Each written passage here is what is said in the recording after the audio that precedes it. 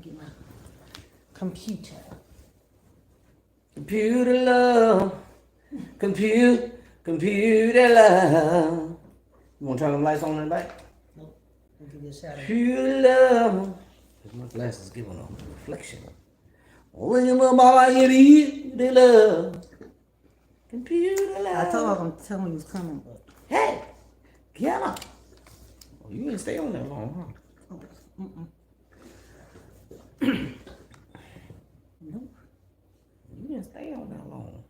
See how many people gonna come back. They don't want to deal with us no more. They don't gave up on us. You would think that. Yeah, I think that. It's so I ain't gonna say they don't like us no more. I'm just saying they don't gave up because they've been expecting us to go live on the consistency of every week, maybe 2 times out the week, and the next thing you know, we ain't give the people what they want. You know that song? Give the people what they want. That's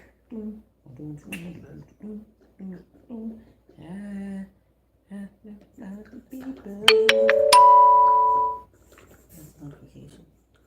On my phone. On my phone. Somebody on my phone. Well, we got one person. I don't know. It might be me. Let me see. Could be me. Yeah, that's me.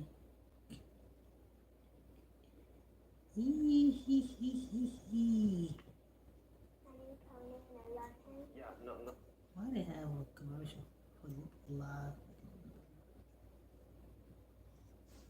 think that's probably me.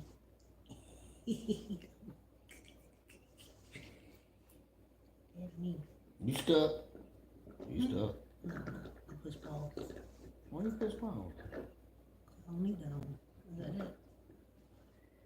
Did you see what people do?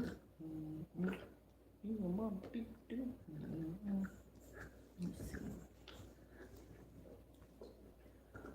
Let me go back home so I can get that.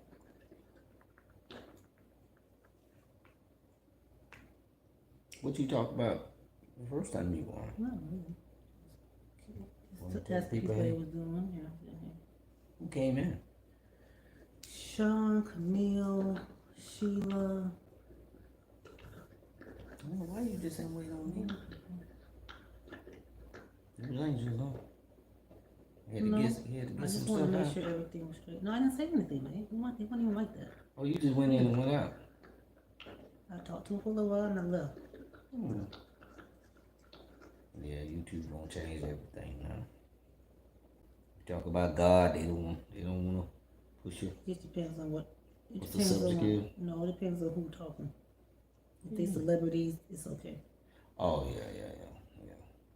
Well, we're not celebrities. So. Celebrities is okay. Yeah. See, they gonna come back. See if we go to communities. I think somebody just chimed in. If you're there, let us know if you can hear us and see us. We're waiting on people to come in. Is the volume up on your phone now? Yeah. Make that action.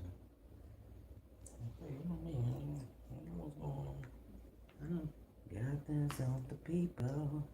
If you are on this feed, please put a thumbs up, like, subscribe.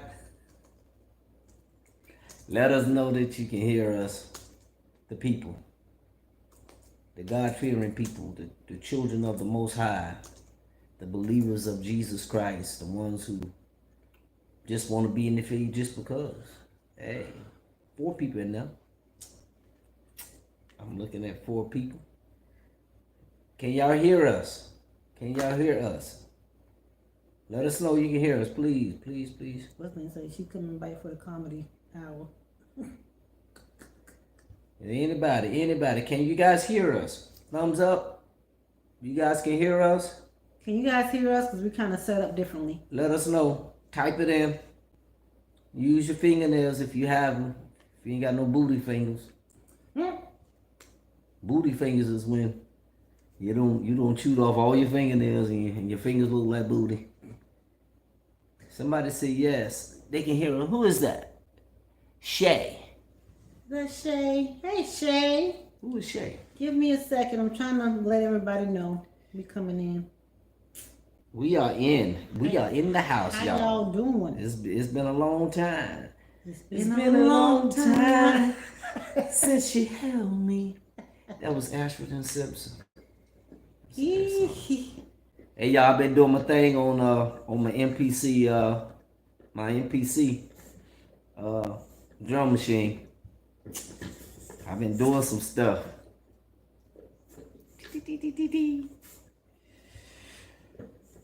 I'm still trying to get acclimated. The styles have changed so much. Everything is trap music now.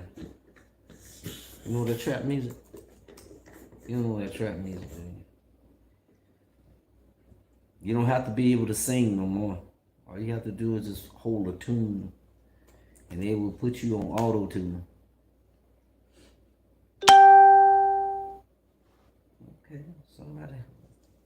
Who is that? I don't know. Who's that? Can y'all type, hey, let us know that y'all hear us? I know someone did already, but Shay message retracted. Why you retracted your message? She said, I'm here, I can hear y'all. You can't hear us? We need y'all to talk to me so we can know that we're doing this thing right. On YouTube. It's okay for y'all to talk now. They are special. I'm trying to figure it out. Figure it out. I'm not gonna say you talk too much. I don't know if they can hear us, baby. They ain't responding. Maybe they typing. It don't take long for people to type. Jesus. I can hear you. Sing. I can hear you. Enter. Yes, y'all look good. Enter. We miss y'all. Enter. How are y'all? Enter. That's like three words. It take you forever to do it too. No, it won't. It won't take me forever to do it. And I know the majority of women on here, I know good and well, they can type pretty fast. People kept asking me where I'm going. You going golfing today or what? You want to go? You want to go golfing? People funny, man. Who do we have in the chat? Put it on YouTube. See if I'm gonna put it on Instagram, cause Why you can't put it on Instagram? Instagram is only by your phone. Your phone? You only can put things through your phone. Oh, that is your phone. I'm not on my phone though. I'm on my tablet right now. I don't know if they can chime in. Look like somebody chime. Look like 3 people was here, but then they chime back out.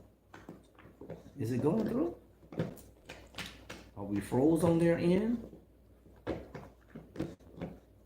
you hear us? I don't see. Told you probably should have went to that counter.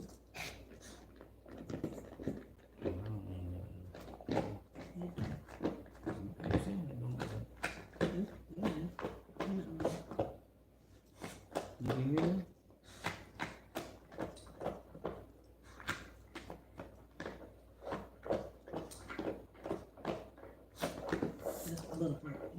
Yeah. Jesus Christ.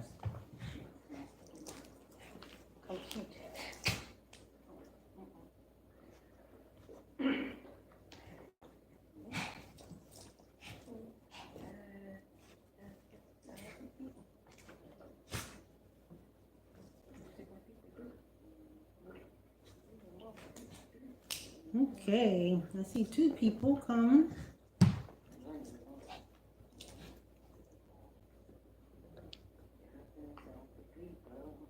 And that 4 people. Yeah, they can. Can y'all hear us? Yeah, Can y'all hear us? they can hear us. You know what? I'm gonna start talking low when I'm talking. Don't talk low because the microphone is over there. So please. No, don't let the day be it the picks day you me talk up. low. No, it picks me up. My voice is. I think No, my voice is. you was talking loud right now. So continue to do that. Don't pick the day to talk. I'm gonna talk my regular voice, but I'm not gonna get so aggressive and loud like I used to. You can't help that. I think I'm gonna change my ways. Y'all put in the chat how you doing. I think Who they're has like. joined us? I think people like if I change my ways. I'm gonna start talking like the seminary people. I think that'd be nice. All right, now listen now. Can y'all hear us or what? Y'all know it won't take me long to get elevated here. Y'all better say something here. It's 3 o'clock. This why I don't like coming on live, because ain't nobody show up no more. This is the reason why. It's probably because they're not getting notifications. How they not getting no notification? Could be YouTube. They don't know we on live, so they can't come. They don't know. YouTube don't be You think saying YouTube don't? Maybe they have to go back in and redo their notification thing.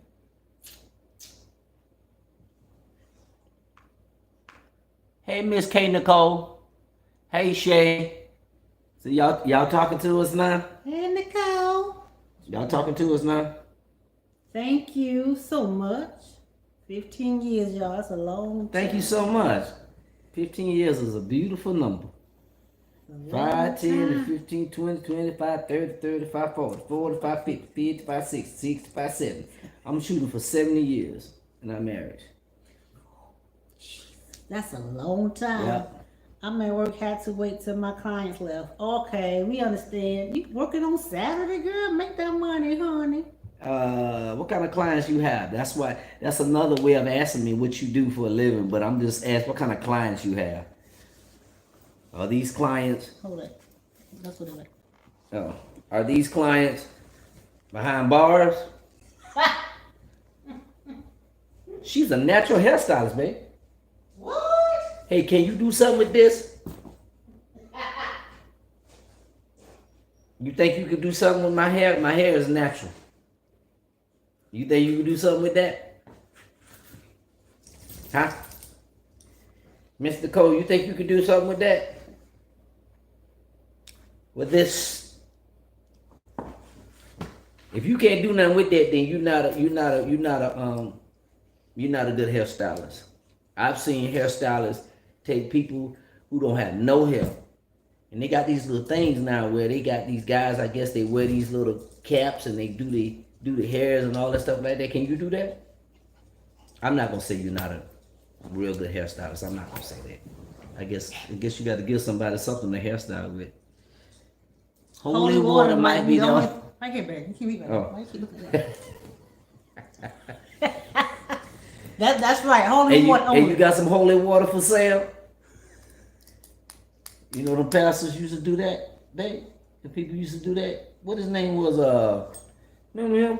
It was Peter Piper or something. Was it Peter Piper? And what was his name? Was the guy in New York? He used to cast out devils with the holy water and sell it. Oh, he did. It was 1-800 Papa Something Peter. like Papa Peter. Peter something. Reverend Ike. Reverend Ike. You don't remember him? That's before my time. Even the thou's the spirits, I command you to come out. It was oh my goodness, girl. I used to be cracking up. That was the time before God tapped me on the shoulder. You can go. So we are here. You here, baby, so we here. I need some Dead Sea water. Any questions? This is like the Q&A of our 15-year anniversary. And there was some people who said they was going to come back and ask some questions. And they lied, so that means God going to get them for No. lying. No, they lied. If they say they won't come back, babe. They don't know that we've been back. What you mean? You got to understand too, baby. If you're not on your phone. Yeah, so long. Jesus. If you're not on your phone, you won't get notifications. Everybody not just sitting around on their phone every day, all day. What did we do to celebrate? We went to... We did our thing. Not being nasty. Whoa. We were dancing. I planned a nice romantic weekend. She planned. I did. You didn't plan nothing. I planned it. We had a massage. Am I right? We did an ultra red sauna that didn't really work because we didn't sweat like we were supposed to. And then we went to Seasons 52. True? I'm listening. So that's what I planned for the anniversary. That's what we did. That was a good plan. We had a good time. It was nice. It really was. We went to this one massage place. It was pretty good. It was pretty good. And then we went to the second one. What we went to was it was another massage place, but it was actually we did the sauna, and they have these different levels of what you want to do in the sauna, what you want, as far as what you type of treatment you're getting from the sauna, and that's what she was talking about when she said it. It was one that didn't work because we were supposed to. I think we did the detoxification one, and it's supposed to get heated up so much in there to where you start sweating and kind of sweat out all the detox. And all the saunas I've been in, they make you sweat. So something's going on. With Yeah, this. something was going on with that. It didn't really. It Get to didn't. the temperature It didn't get to the temperature it was supposed to get to. So by the time that it didn't even never reach the temperature. It was supposed to be 131. It was Yeah. like 117 and stopped. Yeah, it stopped, and So that was a bummer. But before we went in there, before they start prepping everything, before we went in, we got into these chairs, these massage chairs. Heaven. It was feeling so good. I mean, I have been in massage chairs before, and nothing like these type of massage chairs that we got in. I mean, these things got your booty. I'm talking about Yo cuckoo pee. I mean, it was like up in there, and you like, how did they design something to get all up in the credits and like I'm thinking it was somebody up under. He fell asleep. I fell asleep. That's I'm how looking at him like, good this joke over that there thing was feeling. I mean, it did my head. I mean, it did. I mean, that chair was ooh. But that place was called Be Still Float. So we want to go back and float in the water. Float in the water. Salt. Yes, absolutely. yes. If y'all seen that movie, Olympus Has Fallen. I think it was Olympus Has Fallen or London Has Fallen. But it's the last one that the last one that was filmed when at the end of the movie, when him and his dad had kind of reconciled, at the end of the movie they were in this little pool. It was like a round pool and they were floating. And it supposed to do something. But anyway, we're gonna try that next. We saw that. That was I'm pretty sure that's gonna be nice. But she said, "What do you consider? Would you consider marriage hard or just challenging?" You can answer, and I can piggyback. Well, let me say this: when it's God connected, it's not gonna be hard. When it's God connected, I would say it'd be more challenging because you still have to learn each other. I think some people may have a different answer, but in our case, I'm just speaking from us because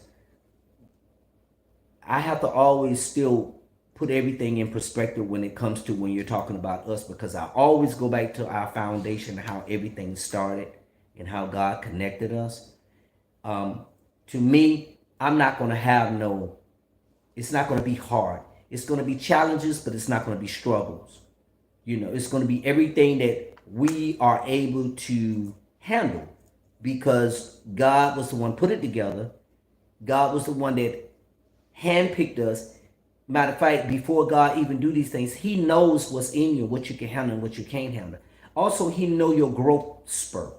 He knows when you're going to grow in the marriage. And also, he allowed things to happen so you can grow. That's the purpose of him putting you together. Because, see, even though God is perfect, he knows that us as people, we're not perfect.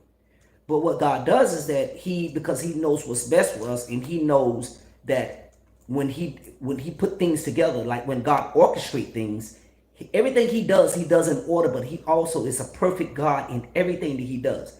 Just like he knew that Adam and Eve was going to commit sin. Because God, he spoke over them and he said, hey, listen, I want you guys to be fruitful and multiply. But God knew that there's no way that they can be intimate unless they commit the sin, and the sin caused them to have sexual desires for each other, which is the natural thing of what happens when people start to procreate. They have a desire for each other and a desire for that passion to procreate, not even to precreate.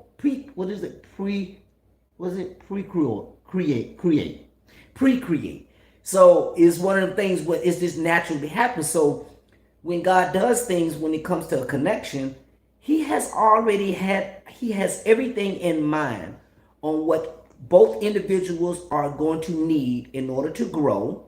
So that comes with trials, that comes with some tribulation in your marriage, that comes with storms. But in the process of all of that, he knows what both of you can handle and not handle, which he will not allow you nor your spouse to fail at your growth. Are y'all going to make mistakes as you grow? Of course you are. Are y'all going to have some disagreements? Of course you are. Are y'all going to have some miscommunications, misunderstanding? Of course you are. That's a part of the whole process.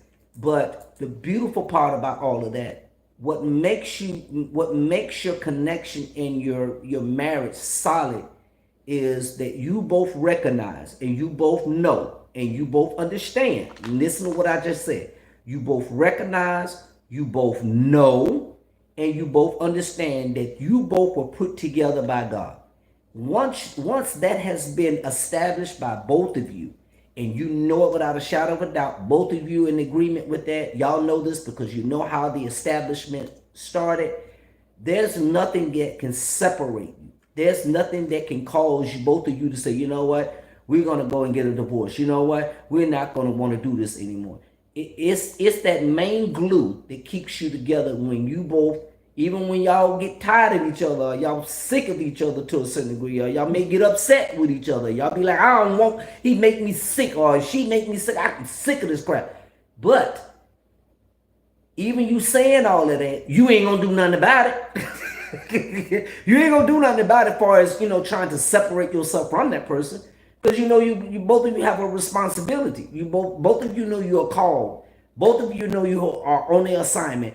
Both of you know that you have to be an example. Both of you know that you have to self-examine yourself. Both of you know that it cannot be about you.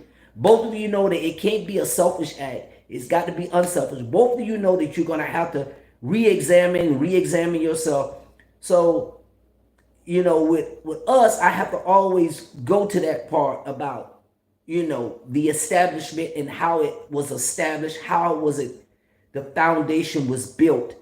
And therefore, every time when you are able, to remind yourself and go back and look on that thing, you're like, okay, this is a part of the process. This is a part of the growth. This is a part of what you go through in a marriage. And some people may not even put it that way, the way I put it, because I have to put it in the spiritual aspect first. Because to be honest with you, the way our relationship started was in the spiritual aspect. It wasn't a fleshly thing because we didn't know it. We knew each other, but we didn't hang out with each other. We didn't talk on the phone, or we didn't, we didn't go on no date or nothing like that. I didn't, call her just to be calling her, and we just talked for a long period of time. And, then as time went on, the course of time went on, then we start having feelings for each other. No, our connection was straight up spiritual, starting off, period. So go ahead, man. Ditto everything he said. Ditto. It wasn't Let me see what else we got. Yeah. So I hope that answers your question. So remember, it's the way it starts is what gives it the foundation of what it always going to be. So if the foundation is started on lust, sex, nothing but lust, sex, and that's it, that's what that marriage is going to be built on. You can't change it unless God supernaturally comes in the middle of that marriage and he handpicks you, because he can do that. He can pick you after you did the decision in the flesh, or he can pick you if you didn't do a decision in the flesh and he was the one that orchestrated it. It doesn't matter. God is balanced. He don't care how it was started. But if God come and handpicks that marriage and approaches both the husband and the wife and say, you both have started this marriage based on your lust of your flesh.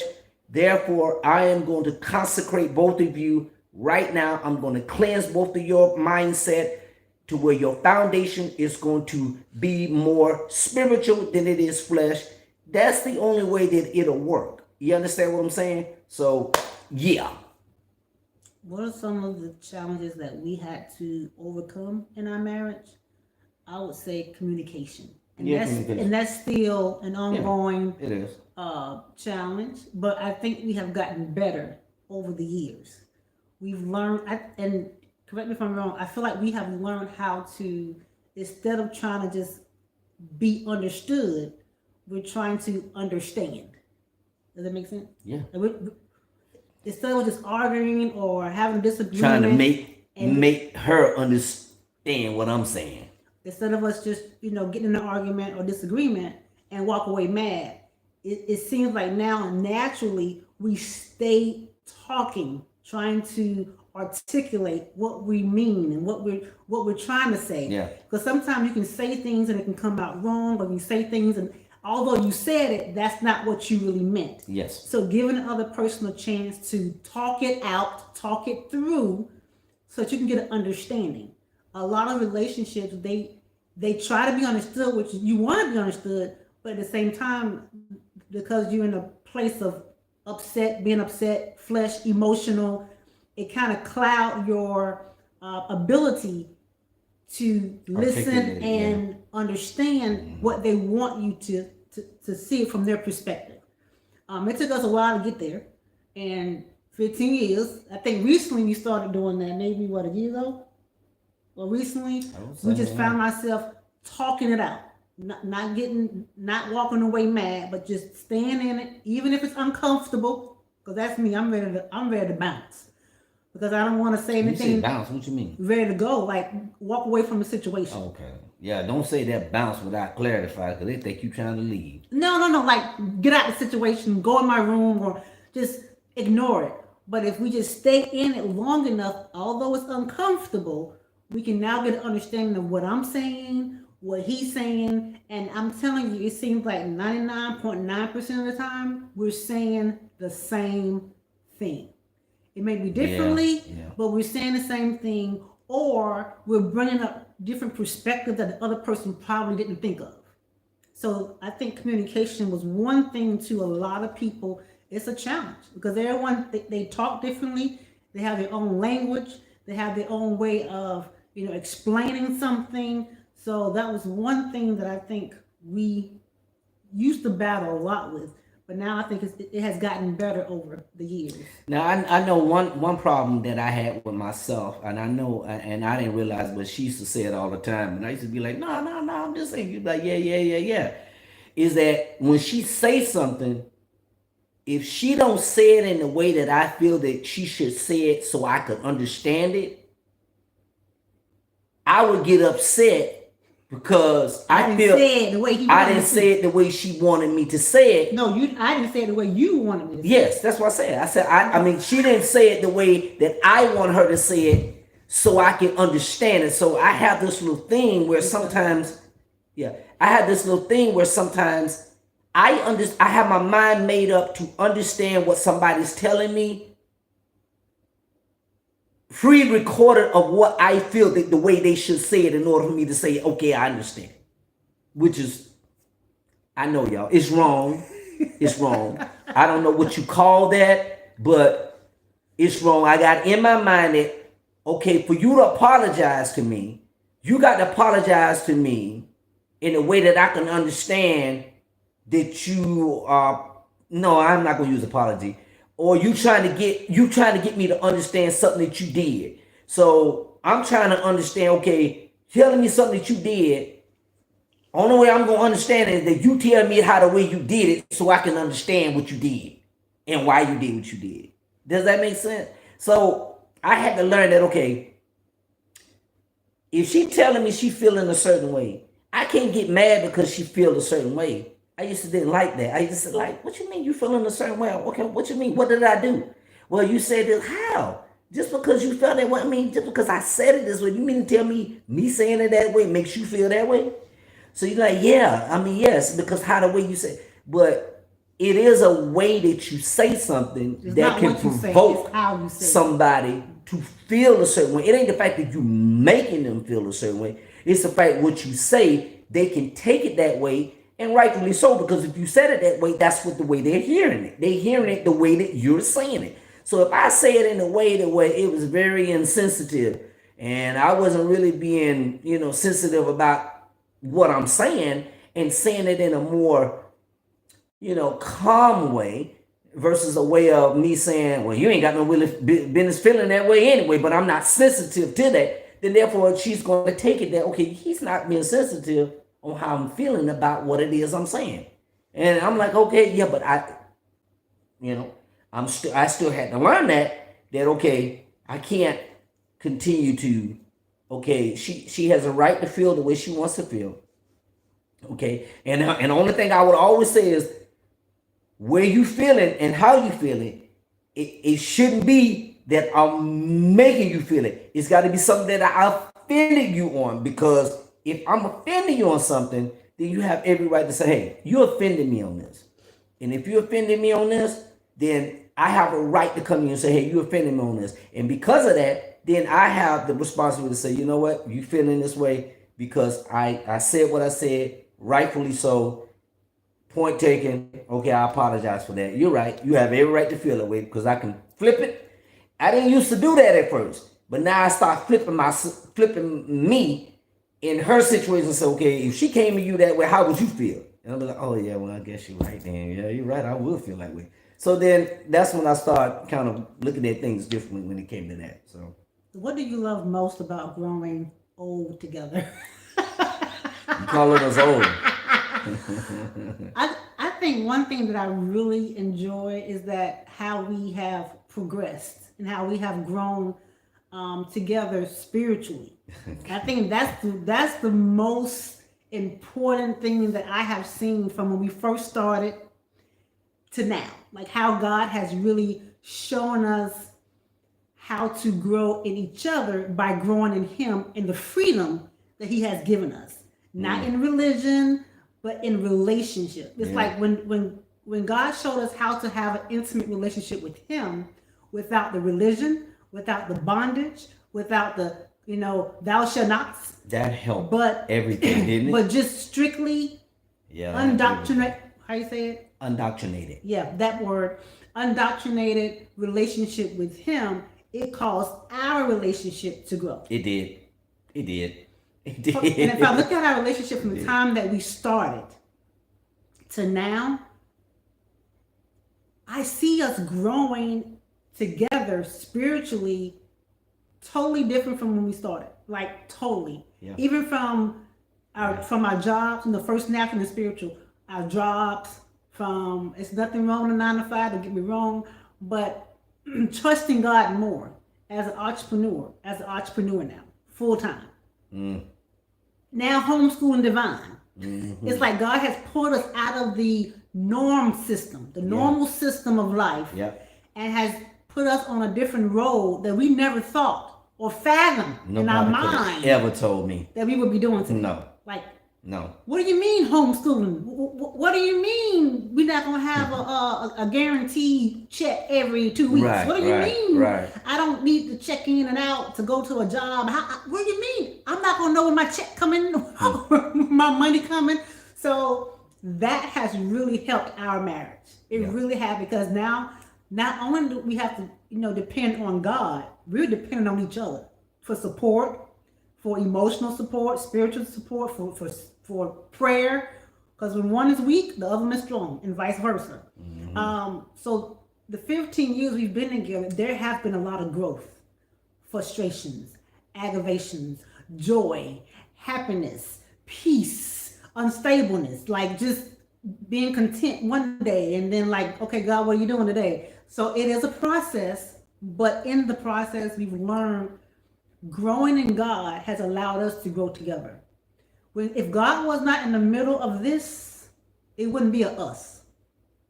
Because if, let's say, because eventually that flesh would have got in the way. Being in a relationship this long has taught me the definition and the real, not cliche-ish, when it says don't be unequally yoked.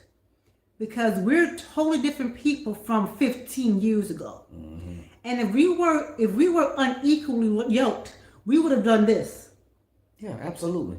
Because he's going in one area, Yeah. I'm going in another area. If I don't understand what he's doing, he don't understand what I'm doing, it will always be a conflict. It will always be something because God knows the beginning and the end. He knew, okay, they're going to need to be in this particular character, personality, mindset to deal with what I'm getting ready to bring them. And they're going to have to be that for each other where I'm taking them. And there's no way you could have told me, God says, walk away from religion. He talks to him, he talks to me. He would have never told me, walk away from your 9 to 5 and you're going to become a full-time, real estate agent. He talked to him, he talked to me. Take Divine out of public school, you're going to homeschool. What? He talked to him, he talked to me. You see how even those big milestones in life could cause conflict in a marriage if they're not on one accord. If they're not, equally yoked in God. I'm not talking about two saved people. I'm not talking about a saved person and an unsaved person. That don't make them equally yoked. I'm talking about when God handpicks. When God puts two people together, he knows where they're going and what he needs for them for his glory. Basically for his glory. Right. So even with the process life, when we started the process life 7 years ago, because today is the process life anniversary too, not today, but the 28th. Yeah, 28th month. We thought we could be writing a book. And God was like, no, you're going to be doing a process life YouTube channel. He spoke with him, spoke with me, spoke with me, spoke with him. So everything I have seen in our marriage have grown because of the foundation. Not a fleshly move, not because we saw each other. We was like, dang, he looked good, she looked fine. It was none of that. This was all orchestrated by God. And a lot of people don't believe that. They think that they got to do it themselves. They think that they have to do it the world's way. But the world's way is showing y'all it doesn't work. It don't work. Let me say this. The brothers who possibly can come across this video and they're watching us and ladies too, okay? Some of y'all think that, okay, the man has to be the man to say he has to be the vocal leader. Well, in actuality, all the times that when God has transitioned my wife and I in areas and certain, he'll deal with me, but I mean, it was like, it's like one of them things where God would kind of speak to me about something, but I really wouldn't even say anything because I'd be like, okay, I guess I'm supposed to say nothing. I don't say nothing. I just don't say nothing. It is like sometimes when God probably knew that I was going to say something, he'd tell me, don't say nothing, shut my mouth. So just because you're a husband, women, your husband sometimes, a lot of times, to be a leader, or would you say the head of the household? I don't care however you want to put it. But that doesn't make a leader in the household. He doesn't have to be somebody who's going to be vocal. Hey, this is what we're going to do here. And we're going to go here and we're going to do that. And this is where we're going to do this. And this is where God going to take us. It doesn't work like that. When God put two people together, he will deal with both of them. He would deal with them simultaneously, or he would deal with the one and then he'll deal with the other. And the reason why that the other doesn't have to be vocal about it is because he has put that in them that they know. He knows that they know that when he speaks to them, they're not going to say anything. They're not going to say anything. They're just going to wait. They're going to pray and ask God, okay, God, let your will be done. And eventually that spouse, whoever's going to be, whether it be my wife, whether it be me, because my wife, God dealt with her about, her homeschooling Divine, but he dealt with me too. I had already knew, but I already knew that she wasn't ready for that yet because, I would make little smart remarks. This is like, a couple of years ago, I would say something about my Bible like, you're a teacher, right? You can't run from that, right? That's why she's smiling now. Because now she remember. I would say stuff like that, like, you're a teacher, babe. You're always going to be a teacher. When she was with United Way, she was doing teaching. She was teaching what would you go to the different places and you would teach them what United Way was, what it stood for, what was the purpose and the intentions of what they were doing. I said, you're a teacher. I said, people cleave to you because you are a teacher. You can't run from that. And so I already knew that. I already knew and I saw that. But I saw it, but I didn't see it to the point where it was my responsibility to say something to her. Hey, you need to be teaching Divine at home. No, God was going to deal with her his way. And that's the benefits. Again, that's the benefits when you get connected with the one who God wants you to be with. And God is the one that orchestrates the whole thing. You don't manipulate nothing. You don't put yourself in the pathway of that person. Brothers, you don't go out there. And I hear the people, some of these brothers say this stuff again. He who findeth a wife findeth a good thing to take the favor of the Lord. They taking that whole thing out of what Solomon spoke. They taking it totally out of context. There's a way that's a God's way, and there's a man's way. That's a man's way.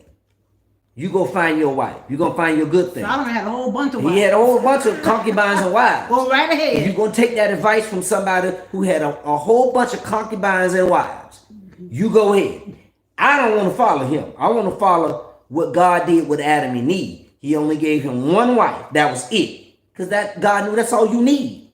You know, Solomon was brought down by the lust of his flesh, which idolization, which he idoled other gods.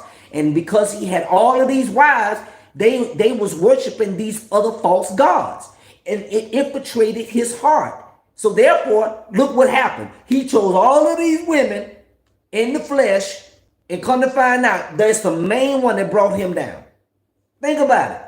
So you have to understand this, that when God puts you together with someone, it's going to have that, and it's not going to be where see, a lot of times we get so indoctrinated. You get so indoctrinated by man's doctrine. The man is the head of the household. Yes, there's an order. Don't let me change that. I'm not changing that. There is an order. It's the husband, wife, and children. There is an order. But it's something that you don't have to boast about and hold your chest out about. It's something that you don't have to say, hey, I am the leader. Come on, when you do all that, you really not a leader. Because a true leader and who God put in place, if you notice, is an example of Christ. They don't boast about who they are. They just live who they are. I'm a husband. I'm a father. I just have to live who I am. I got a representation. I have to represent my wife. I have to represent my daughter. When I go outside this household, I got to carry myself like I know that not only them, whatever the choice that I make, I got to make sure that it doesn't affect them. But that's always my prayer. God, don't let me do anything stupid and ignorant that's going to affect my wife and affect my daughter. Don't let them be punished for my stupidity and my ignorance and the lust of my flesh. Keep me in line, because I know the decision that I make is going to affect them. It's going to affect them. And the main thing is going to be sin. It's going to be sin. If I'm participating in sin, she will be able to, in her spirit, she will know, okay, my husband doing something he ain't got no business doing. She would know. I ain't got to say nothing. I ain't got to go to her nothing. I don't have to, because she's not my God. I got to go to God. But she'll know in the spirit, okay, he doing something he ain't got no business doing. It ain't a sin that's going to cause a division between her and I. You know, as far as me going outside this household and get intimate with another woman, no. It could be something simple. It could be me didn't pay for the gas and I know I'm supposed to pay for the gas. I'm talking about simple. I ain't tell you I did that, but I'm saying it could be something simple like that. That some guy went to the pump and his card was still active and he don't left the pump, and then I take his diesel and put it in my semi truck. Guess what that's going to do? That's going to cause some problems. Because why? That means that I'm doing something I shouldn't be doing. That's what I'm talking about. You know. So she'll know that. So get that out your spirit. Brothers, if you're watching this, when you really get tapped and touched by God, and God take you through your process as a man, I'm telling you right now, you're not going to be this high and mighty, all of this and that with your head stuck up and your chest sticking out. I am the man and it's me. I'm going to do. No. You're not even going to be there. You're going to be just as humble. You're going to be one that like, okay, God, I'm grateful. Matter of fact, you're going to always feel unworthy because you know the responsibility of what comes with that. You're not going to be better than your wife who God chose for you. You're not going to be above her. Y'all going to be equally together because that's the way he created. But there will be a responsibility. God will hold you more accountable because he chose you as the husband, as choosing the wife, and not the other way around. He going to be touching her to receive you so you won't be looking like a fool when you approach her. Wait, remember, I can't remember when it was, but I think when he decided to get the truck and let go of the what that thing was, a Camaro. Camaro, yeah. And I saw how he embraced God's path. He obeyed. And ladies, one thing I can say for Marshall, the sexiest thing about my husband is when he obey God. He looks different. He sounds different. I just wanna watch out, she. But when your husband obey God, that's the most sexiest quality of a man to me. If he is about if he is about himself, selfish, he has no humility. You can see it. He's puffed up. He thinks he's all that. That is not. I don't care how bald head, dark skin, brown skin, muscle man he could be. If he's not following God, that's not sexy to me. That shouldn't be sexy to a woman of God. Because you want someone who's going to hear God's voice and obey. Not obey his own ways and his own wills and what he thinks he should do. But when he obey God, that is the most sexiest quality. And I told him, I said, man, you looking all sexy. God told you to do what? And you did it? You look so sexy. When he driving that truck, I'm like, look here. We can sit in here all comfortable, all at peace. But if I'm just taking the natural things, because in the spirit, that's the kind of man that should attract you. That's the kind of man, if you have a man who wants to please God, who is after God's own heart, he's not going to disrespect you. He's going to cover you. He's going to protect you. He's going to respect you. He's going to make sure he's not looking at you all lustfully and all of that. God shows you who that person is the first day, the first time y'all meet. Yeah. You don't need 2 or 3, 4, 5 months to figure out if he's the one. Trust me, I was going on dates prior to him before God told me to stop dating.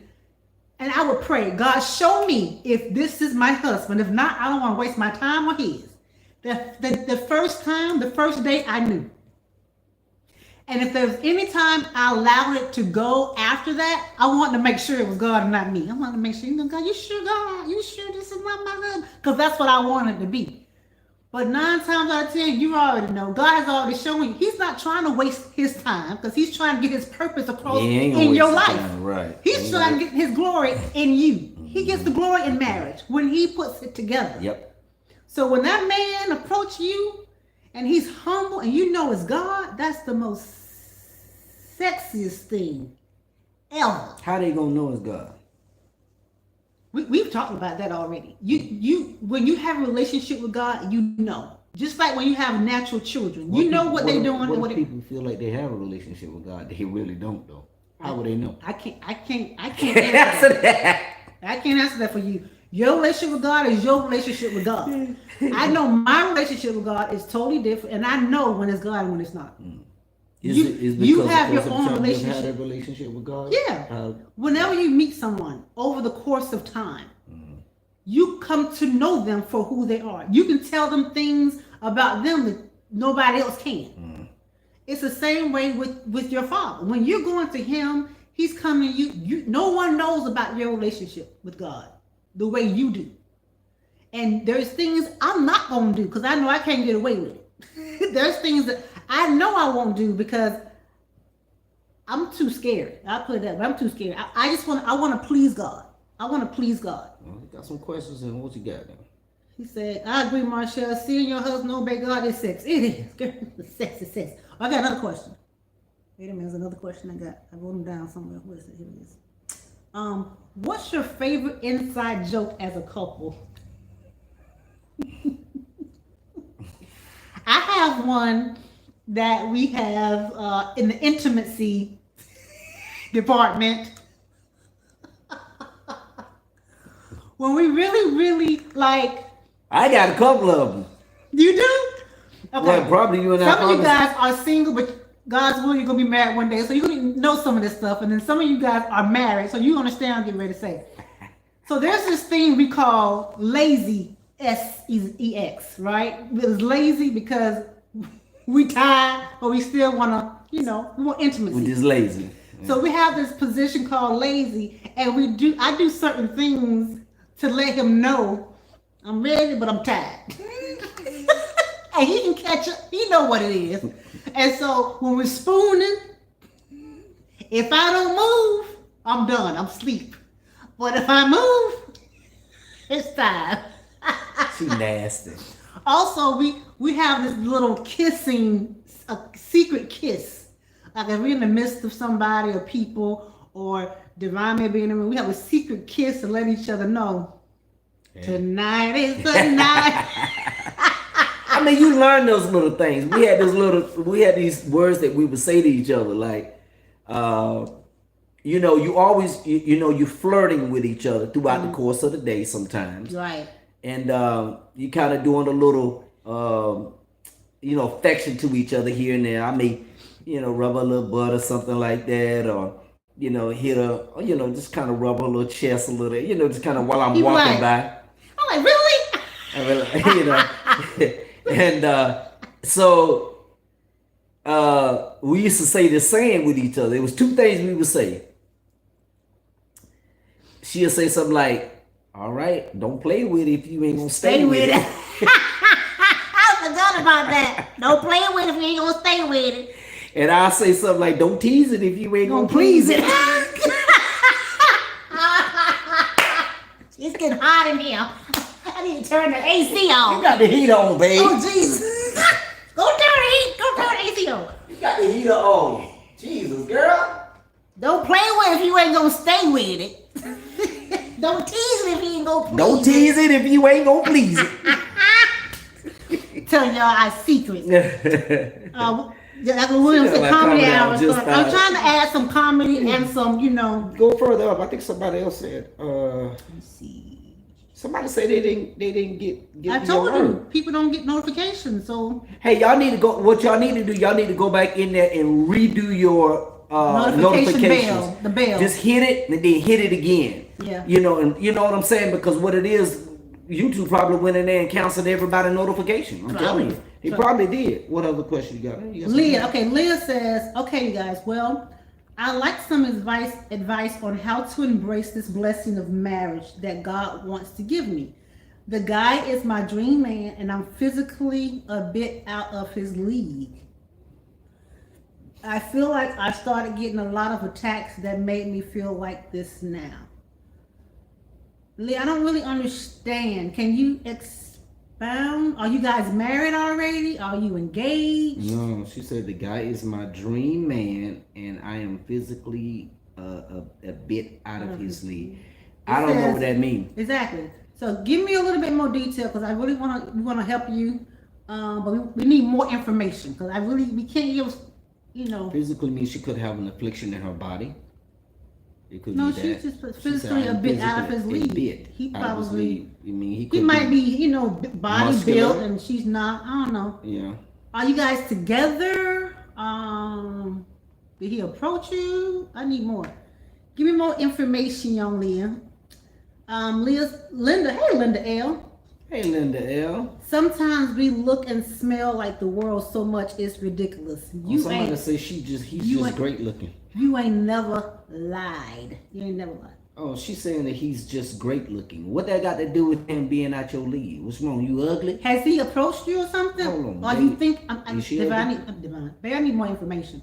Are y'all talking? Is this something in your head? You see him, you think he's nice, and God told you that's his husband? Is that where you're going, or you guys have actually talked, had conversation? Give me more. Give me more. Are you ugly?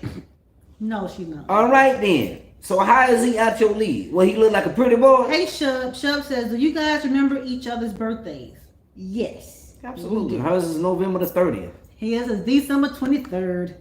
You can't forget them now. When you married, you can't forget them. We're 10 years apart.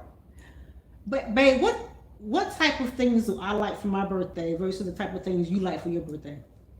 How different are we with materialistic? That's him. Me? What's me? Oh, hers is quality time. Quality time. Give me some massage. Let's go somewhere. It's not no really material travel. stuff. Like even for our anniversary, I said I want to spend time with him in a quality time doing things that I like to do. Which was great because I didn't realize how much I needed it. It was great. So I said we need to make that something. Yeah, we need to implement that in our time. Yeah. So when you're married, your me time. When you're dead and gone, you can't take stuff with you. Y'all can have it. While you're here, create moments and memories. That to me, that's the key for me. I want memories. I want to travel. I want that massage. I want that infrared. I want that chair that just kind of relaxes my body. We work all the time.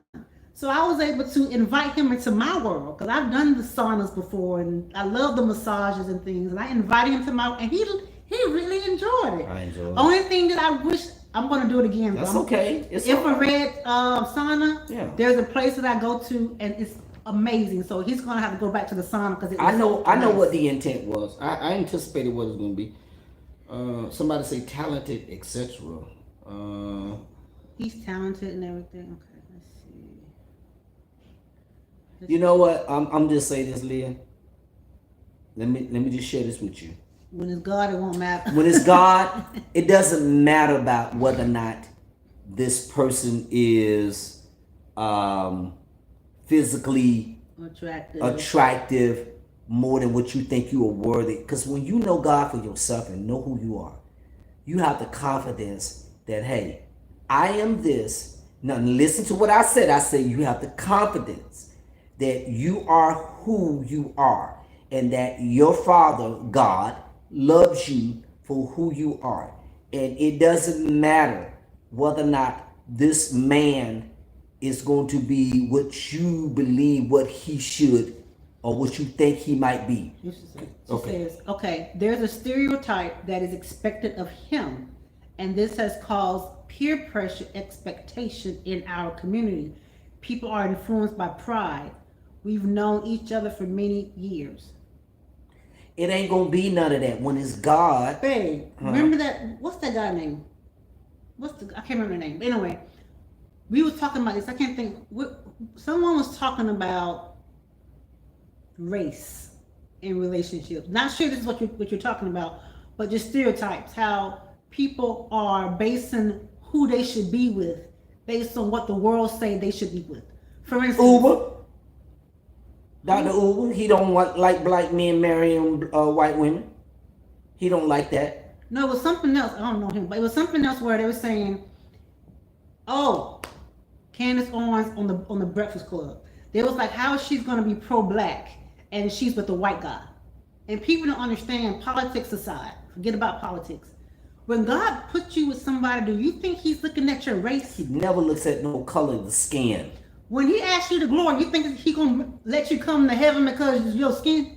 God don't. It's all about your heart. Right. It has nothing to. You will miss out on the promises of God based on stereotypes and what the world say you should be. I'm not even black. I don't know where I get that from because black is not a continent. It's not a country. Nope. African is, you got Africa. Japanese, you got Japan. Chinese, you got China. Right. Show me where you see a black continent. I'm just saying. I'm brown. You see brown? What color you been? Yeah, I'm brown. I'm brown. We're brown. There's nowhere. We only brown because they told us this is what the color brown looks like. You would lose that. opportunities trying to base what you believe God has for you based on what the world based on what someone else said has taught you. Yeah, you've been basically programmed. Stop that. Yeah. Stop it. Yeah, you've been programmed. I have dated people outside of my skin color. Mm-hmm. It wasn't for me because it wasn't God. Mm-hmm. But I did not discriminate because of skin color. Absolutely. Do you know how? And then we have to stop putting people in a box. I don't want to marry him because he's been married before. I don't want to marry him because he has kids. I don't want to marry him because he don't have his own business. I don't want to marry him because he don't make 6,000 figures. Yeah. I don't want to marry him because XYZ. And what if God said, everything you're saying you're not going to do, that's what I want you to do. And guess what? I did. Everything I just said was. And it's the best decision I ever made. Obeying God. Not based on Cause trust me, I struggled. Don't make me sit up and act like it wasn't a struggle. It was a struggle. But I've learned God is looking at where He's taking you, not where you are right now. Because you don't see So it. if you judge someone by their present, you could be missing out on what God is doing with them, and it's going to do with them in the future. To everybody who didn't want him because he wasn't in that financial situation they wanted him in, thank you. Everyone who didn't want him because you feel like he wasn't smart enough, thank you. That your loss, my blessing. You cannot allow someone to tell you who you can and cannot marry if God is telling you that's who He has for you. Stop it. It's so many people going to remain single for the rest of their life because of that. And I hate to say this. The man may not be where you want him to be because God wants you guys to grow together. He don't never start you up with somebody already there. That's not the way God operates. Where is the growth? Where is the growth? I can see us growing together mentally, financially, spiritually, emotionally. Yeah. You name it, we're growing together. Even our intimacy got better once we started. You better preach it. But when we started out, it was still kind of It was rocky. rocky. Because we was trying to Learn each other. and find each other. Because I knew what pleased me. Yeah. He knew what I knew pleased him. done, but we never had been together Right. with each other. We didn't know each other. That's we another thing we too, didn't man. test no waters or nothing like that. So we what- strictly went pure on faith and believing that God put us together. I saw this and show. we work with that thing and believe God. And now our intimacy is great as far as what I know. Babe, I remember I saw this on a show.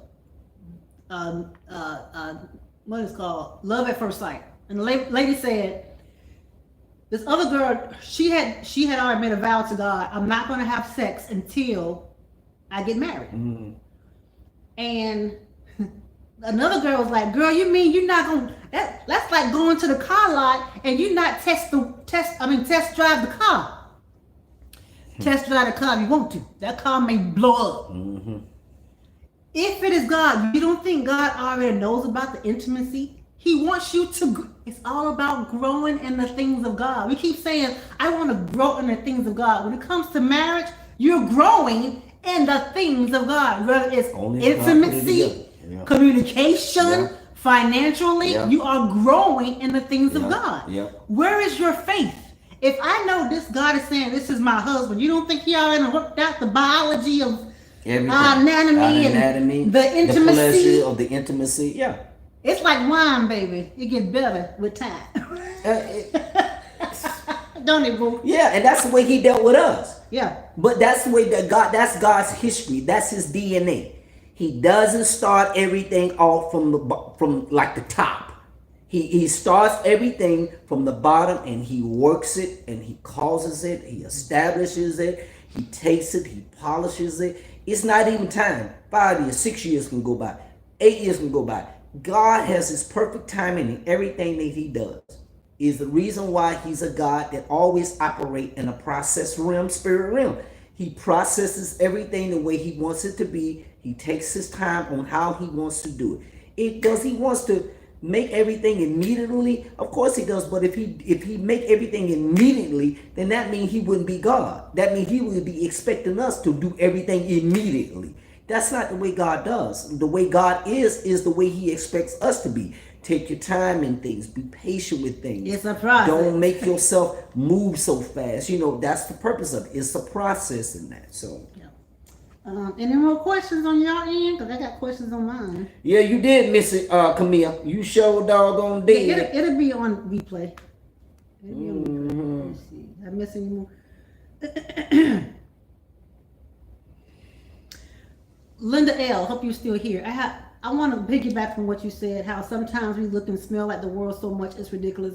Me and Vito was watching some clips of, what's that guy name that passed away? He always was talking to the women. Kevin Samuels. I don't know if you guys know. Y'all don't like him. I don't know if you guys know Boy, be him. saying some good I never watched him, so I didn't. You didn't like him either, babe. I didn't know about him until he passed away. I never watched him. I know you did, but you heard negative things about him. Right, I've You heard did. negative You things heard about negative him. things about him. I've never listened to him. I wasn't. What's his name again? Kevin Samuels. I wasn't Kevin. His name Kevin. Kevin. I wasn't a Kevin follower, so I didn't really know about him or hear about him. Yeah. I didn't even see him on my feed until people was talking about him because he had passed away, and I'm like, why are they talking about somebody like this and they've passed away? And that's when like different feeds would come up about him telling women certain things, and man, Vito was some things he was saying was on point from a worldly perspective. It was. From the flesh perspective. It was.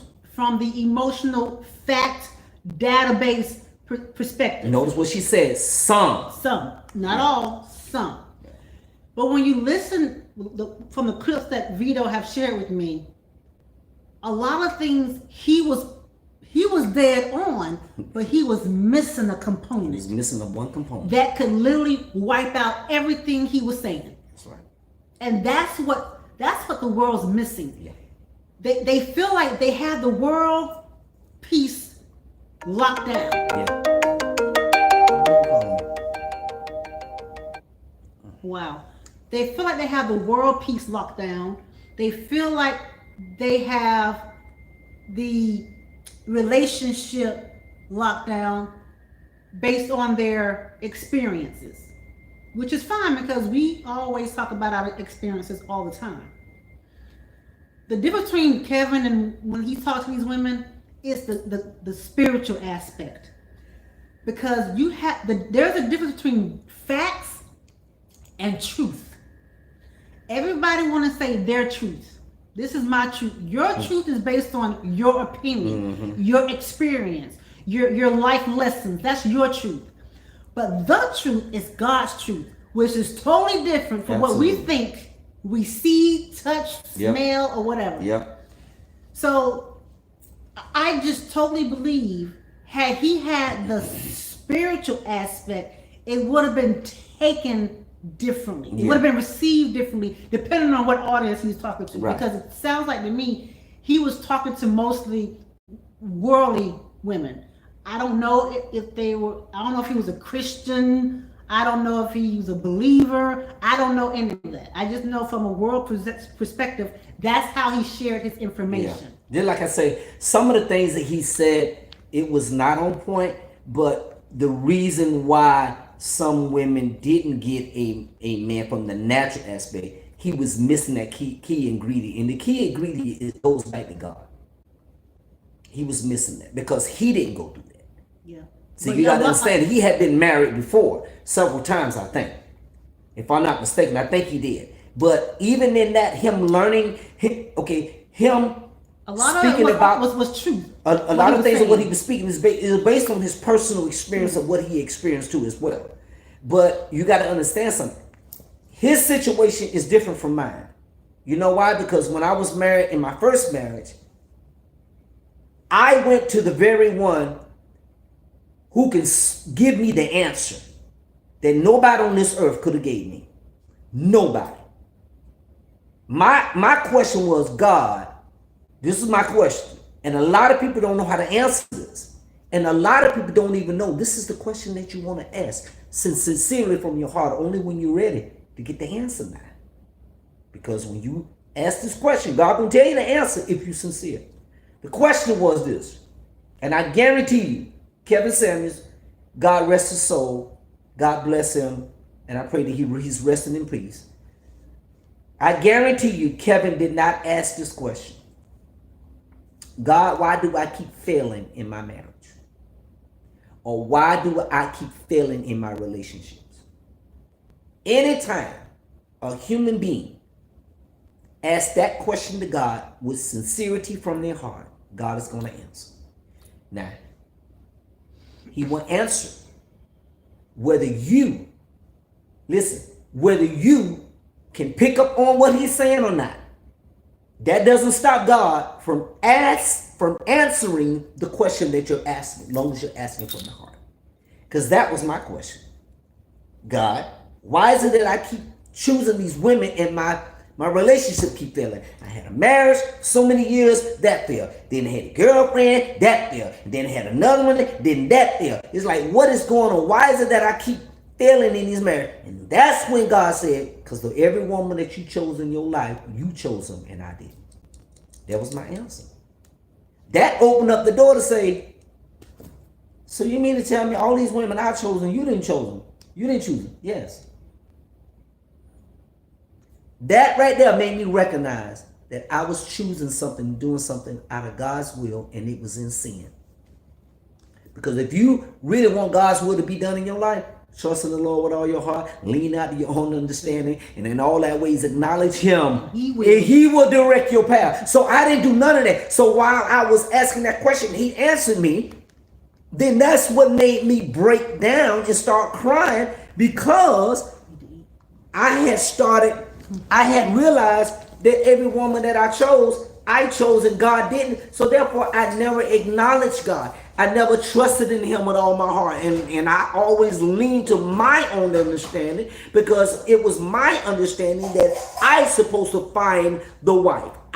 He who findeth a wife findeth a good thing and obtain favor in the Lord. I took them words out of the Bible that Solomon spoke about, and I took that and start to say, hey, this is what I need to do, because I need to find me a wife and I'm going to obtain favor in the Lord. Instead of me not understanding that everything comes from God, even when God is the one that creates everything, creates relationships, creates marriage, creates the husband and wife.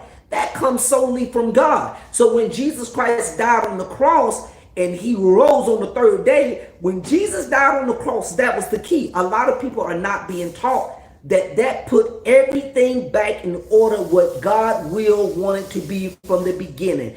When Jesus died on the cross, that put everybody the opportunity to have a relationship with God the Father. Therefore, the relationship would be the same way that Adam had a relationship with God when he was in the garden before sin came into play. Before sin came into play, then God created Eve, and He brought both of them together. That's what I'm talking about. When I say when Jesus died on the cross, it put everything back in order, the way that God the Father wanted it to be from the beginning. But because sin came into play after Adam and Eve was put together, and when they committed the sin, you notice every man chose his wife after that. You see that? Every man chose his wife. Every man went after the woman. Every man pursued the woman. Every man hunted the woman. But before that took place, Adam didn't have to hunt nobody, because God put him to sleep. So he didn't have to hunt anything, because there was no sin involved. You see that? But because sin came involved after Adam, and after God destroyed the earth and He saved Noah and his whole family, that's when you saw the men pursuing and going after the women. That's when you saw Solomon had 800 wives and 900 concubines and all of that. Now you saw that. But when Jesus died, it really put everything back in place from the beginning of the garden the way it's supposed to be. Meaning that the man was supposed to choose the woman. God supposed to choose the woman, and God brings the woman into the man, like He did in the beginning of the garden. Now, when Jesus has died and He's went on to glory, now that opportunity is now it's there now. It's there. It's available to you now. But the problem is, a lot of us, we have not been taught that. You ain't been taught in the organized religion organizations and all that. You ain't gonna be taught that. Because what is being taught is you still going to pursue and get what you want. That's what's being taught. They're not teaching you, hey, it's not your job to go and pursue nothing. It is your job to have a relationship with God and let God choose you for that. Not you go and pursue it. It's the same thing with a woman. I used to tell women all the time, I said, listen, the problem is you're praying the wrong prayer. You're asking God to send you a husband. God's like, no, I didn't create you for me to send you a husband. I created you to be a helpmeet to a husband. That's the prayer. God prepared me and shaped me and molded me to be the helpmeet to the husband that you purposed me to be a helpmeet to. That's the prayer. That's when you're praying in God's will. Some of you probably didn't even know that, but that's the prayer. When you're thinking that the man, you the prize, no. The man ain't the prize either. God is the prize. Because God is the one that gets the glory out of the connection. See, the man ain't the prize and the woman ain't the prize. When you start thinking that you're the prize, oh, hey girl, I know I got it going on, and he got to do whatever he can to get me, because I ain't going for that. God looking at you like she don't even understand. Hold on, I ain't finished yet, because I'm going to get to the man. God's like, she don't even understand. I've created her to be a helpmeet to the husband. That's what I created her to do. The men. Well, bro, look here, man. Boy, hey, look here. Hey, I want a wife that's going to be submissive. She going to be doing this one. Hey, I want her to do that. God like, no, he don't even understand what he paying. Because that's not the prayer. The prayer is, God, prepare me to be the husband that you have purposed me to be, for the wife that you created to be a helpmeet to me. That means that when that man prays that prayer, he's going to be broken. God is going to break him. God is going to humble him. God is going to teach him how to speak. God is going to teach him how not to focus on what he feels like he's supposed to do. No, God is going to teach him, no, you need to focus on me. If you focus on me, then I'm going to steer you the right way. Because now you're lining yourself up as a man. You're not going to overexalt your authority.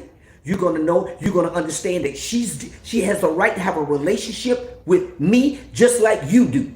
You are no better than her. She's no better than you. I'm bringing both of you together as one. Is the reason why I say both of you are one now. Because both of you have a responsibility, and both of you know, you will know your responsibilities as the two people that I brought together. See, and that's the problem. You don't know what to pray for. You don't know how to pray that prayer. You just hoping, okay, God, I'm just hoping that, you just bless me with a husband. God, like, what? Why? You don't even know that I'm creating you to be a helpmeet. You're supposed to help him. Husband, men, you don't supposed to dominate. You don't supposed, if you notice that, all of that took place when he said, take dominion over earth. Who he was talking to?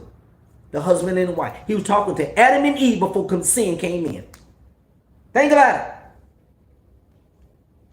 Both of you supposed to take, we both, because we've been brought together, we're supposed to take dominion over the earth together. I don't know.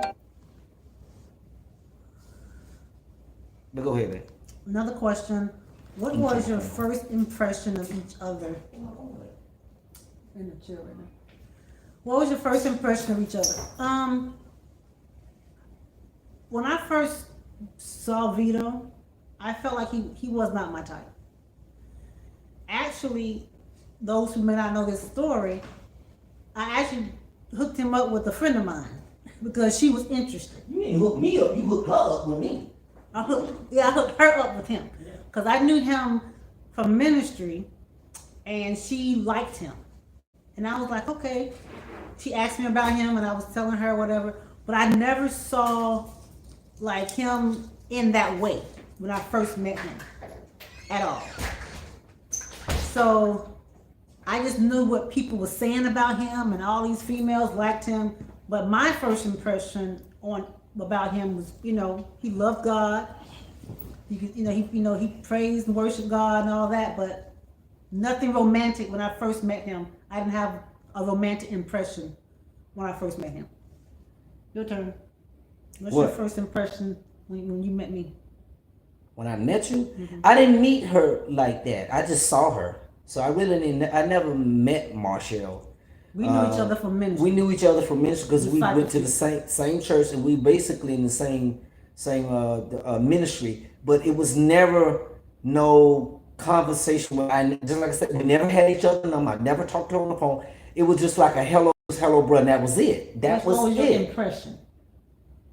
My first impression of her when I kind of, he thought I was mean, probably. I did. I think she was I thought she was mean. Everybody thought I was mean. I thought she was mean, but I thought that she was real serious about her relationship with God, which is rightfully so. 'Cause I was serious too about my relationship with God. I wasn't playing. But I only heard little stuff. The only little stuff was like she's serious about her relationship with God, and she really didn't talk a lot, to people in the church. She didn't hang around. She didn't hang around, and she had a little, some of the little young ladies that she did kind of, not I ain't gonna say hang out with, but just kind of converse after service was over with. In other words, but I really didn't have no impression about it because I wasn't interested in her. I wasn't interested in her. So the person that God may have for you could be right up under your nose, and you're not interested in them, and they ain't not interested in you because it's not the right time. All right. What's your favorite memory from your wedding day? Your favorite memory. The wedding day. 15 years ago. My favorite memory of the wedding day? Yes. My favorite part about the wedding day was when I went to go pick up my friend Mike Lee. He's blind. He's like legally blind. He didn't have no. And we were riding in the car. And I think I was still kind of joking around with him and stuff like that. And he was like reminding me that he told me that she was going to be 5'4" and all of that. And I told him whatever. I was like, yeah, remember I told you that I was going to find my wife at the club and all of that. But I think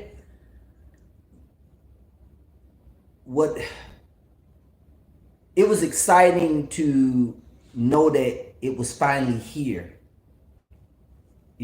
Like I cannot believe that this is because me and the best man, who was my best man, him and I used to always talk about, man, what would it feel like to be connected with a wife who God has really put you with? Like, we would talk like that. And because, again, I was in a marriage at the time, and I already knew I was in disobedience because God had told me not to. It's a long story, but it was one of the things where it was finally here. So I think that was like the most best day about it. And then when I saw her, walking down the aisle, I was like, wow.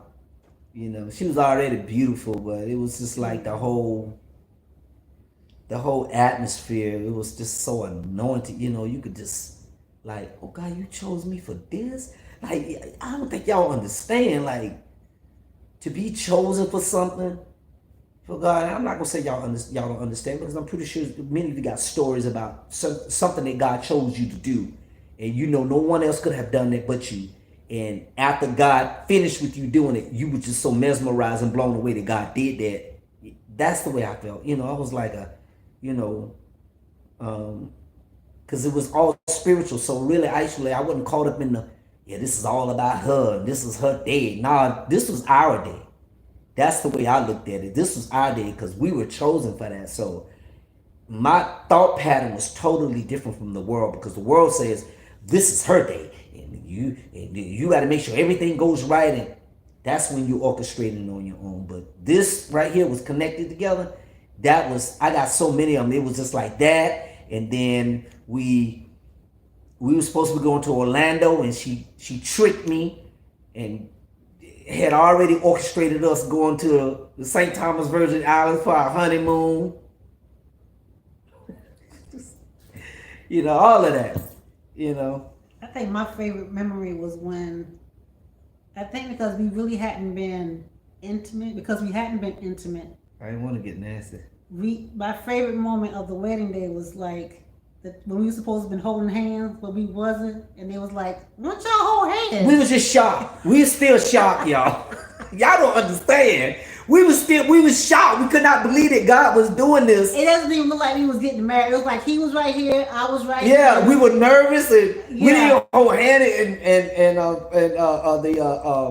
the presiding one, he was like, y'all ain't gonna hold hands, y'all hold hands. So we held hands, and people started laughing.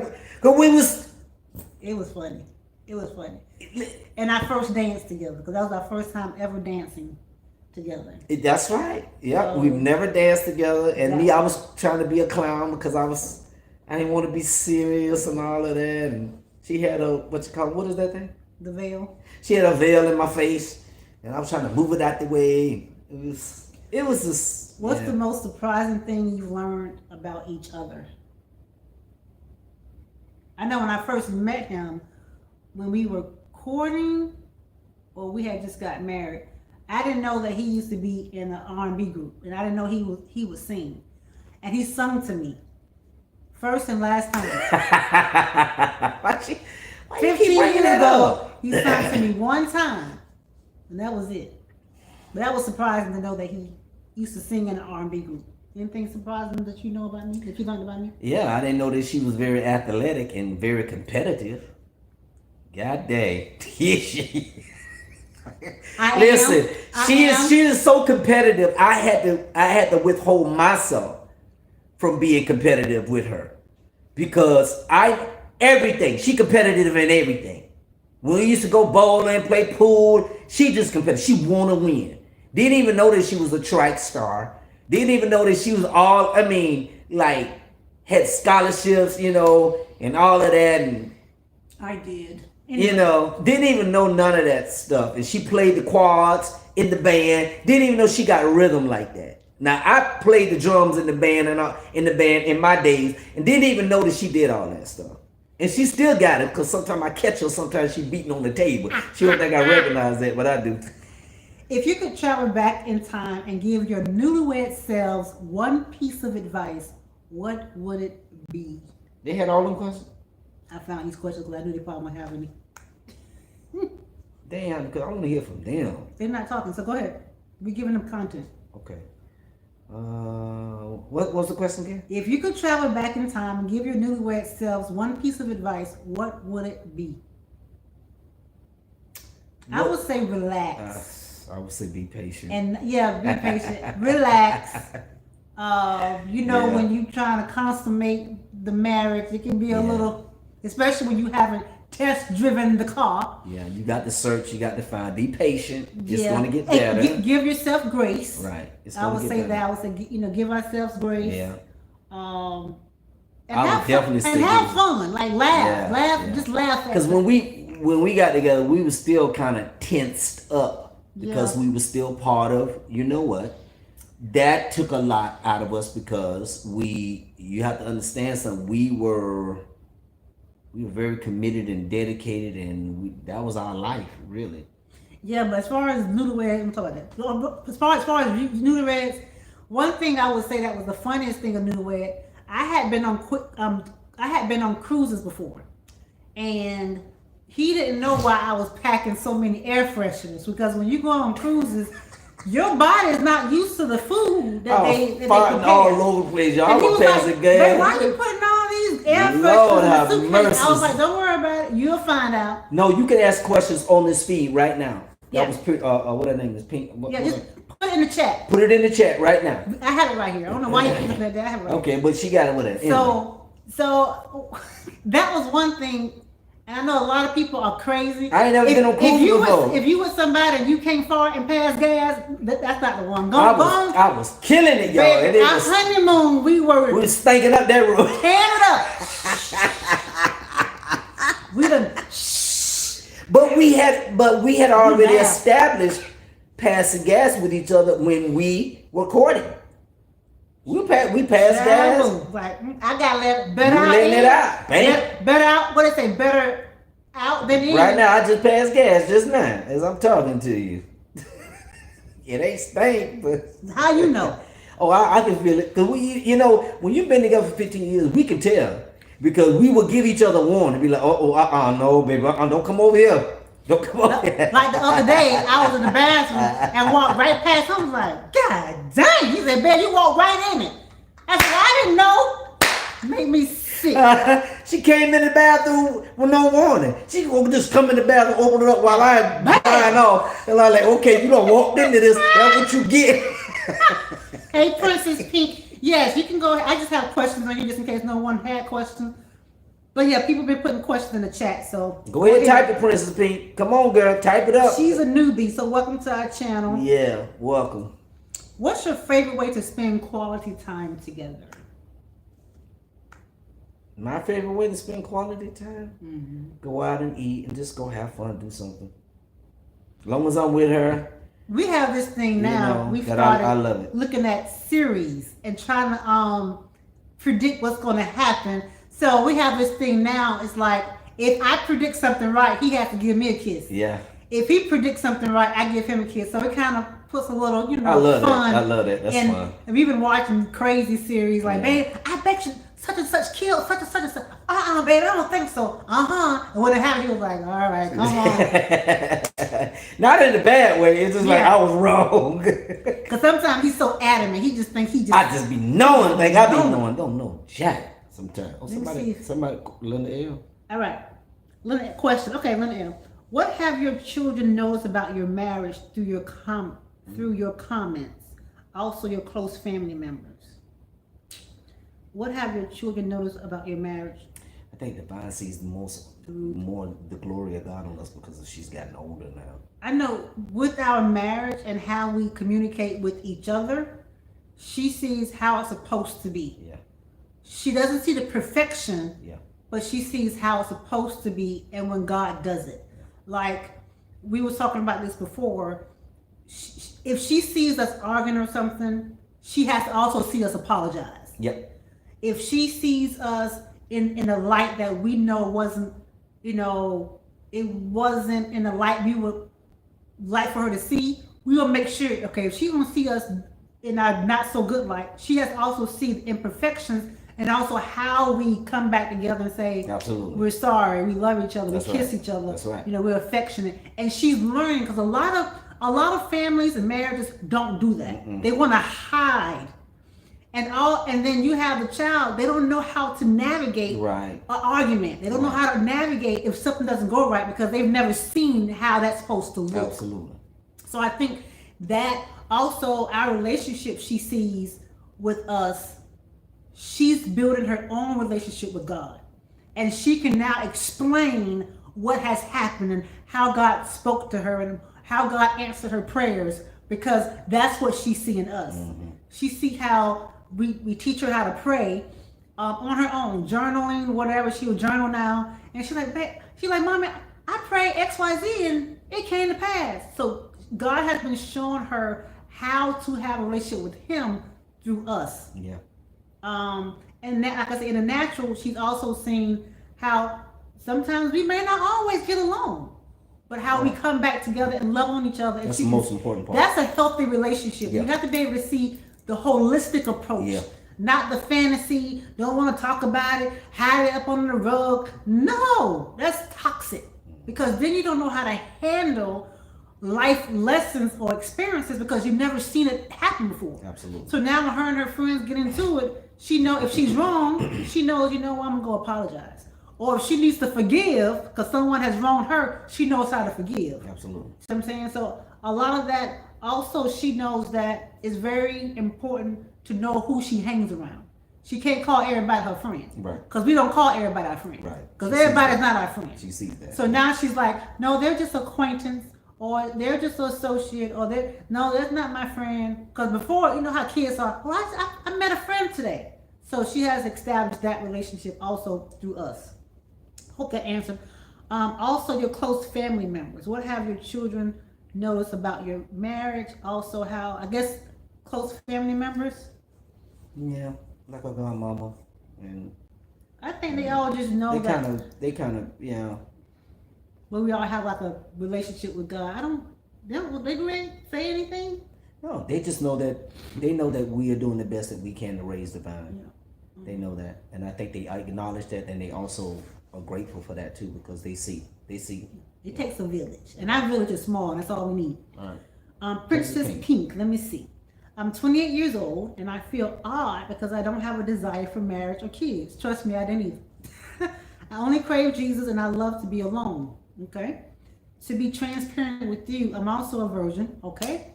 Is that bad? I want to be single? No. You the primary candidate God looking for eventually. Because when you don't want it was when I didn't want it. Is when, because I remember before I met him, I didn't want to have kids. I was a teacher. I love them, like I can take care of them and nurture them and send them back home. And that was the gist of it. I never had that, I want to grow up and be a mother. I never had that instinct. At the time, the desire, at the time I thought something was wrong with me, because a lot of women, that's their desire. They want to get married, have kids, blah, blah, blah. But that wasn't my desire when I was younger. I wanted to go to the Olympics. I wanted a medal. I wanted to be, the top track and field. That was my thoughts, right? It was never to have kids. And then as I got older, I was like, I have a desire to be married. But still, I didn't want any kids. So eventually, when Vito came along, he had already had 2 grown kids. So we had a conversation. He didn't want any more. I didn't want any at all. That's true. So I was like, what? Okay, great match, God. Thank you. Not knowing God was gonna say in 3 years, I'm gonna tell y'all to have a child. Mm-hmm. And the desire changed. So my desire ended up being God's desire. Mm-hmm. A lot of times you may not want to be something, or you may not have a desire to be something right now. Mm-hmm. But when God touched your heart about that situation, He can do it instantly. Yep. Like that. Yep. And then you're like, dang, okay, God. And I don't know if it was fear. That's why I just never had that desire. Mm. I don't know why. It was never in me to have kids. And but when God says do it, my desire turned into His desire. Right. It all just matched. Right. So right now, if you don't have that desire and you want to be single, baby, that's the best part. That's the best place to be. Right. Because after I gave my heart to Christ, and I was like, you know what? God said, no more dating. You're not gonna date no more. I was good. I was content with God. And if I had already said in my mind, I don't mind being single for the rest of my life. Mm-hmm. When I got to that point, He shows up. God sends Him. So you don't feel bad. Don't feel odd. You're exactly what God wants you to be. And that's a good thing. And that's a protective mechanism that God puts in the spirit realm that a lot of people don't understand, is that the more you want something, He ain't gonna give it. He knows that. He won't do it. Reason why is because there's a particular passage in James. He said that, let me see.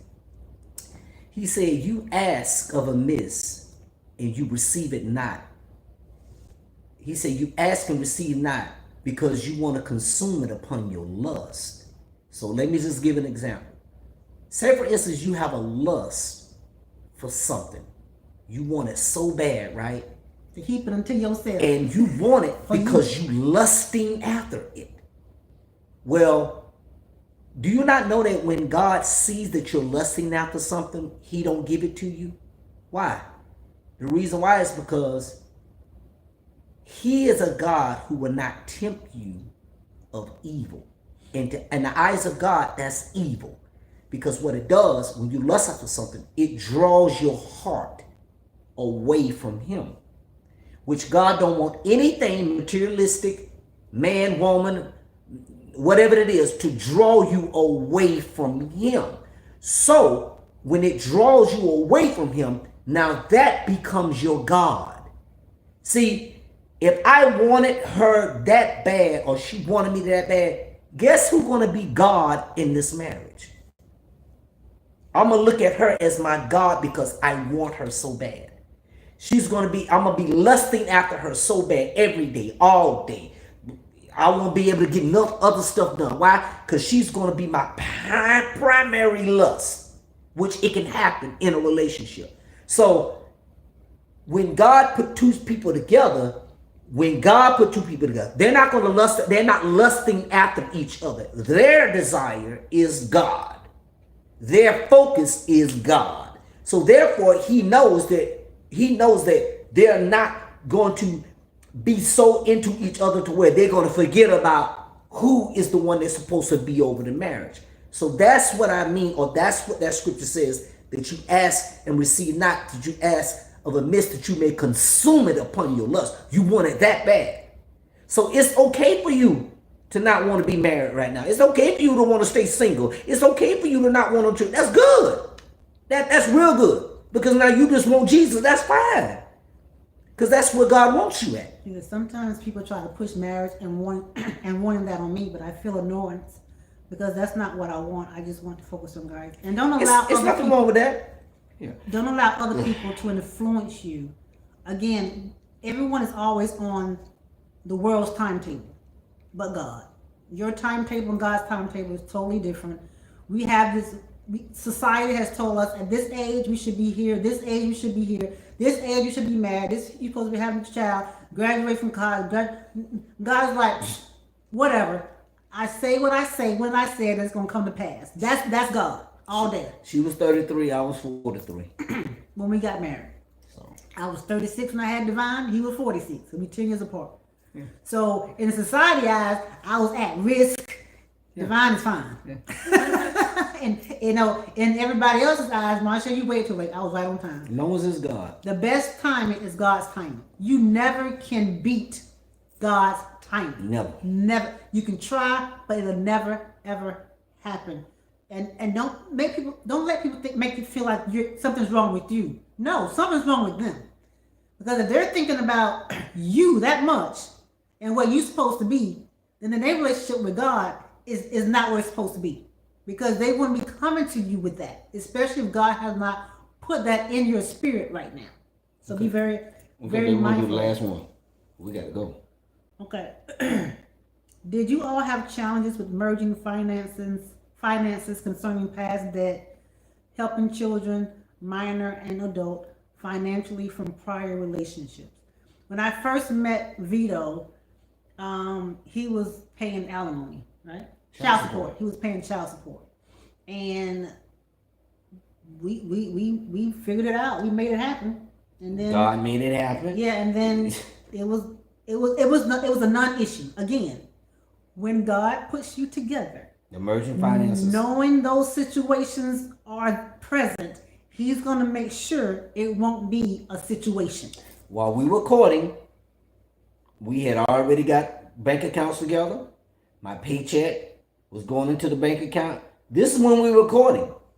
I was staying at my best man's house, and she was staying at her house. I was staying at his house because we was working on the wedding, right?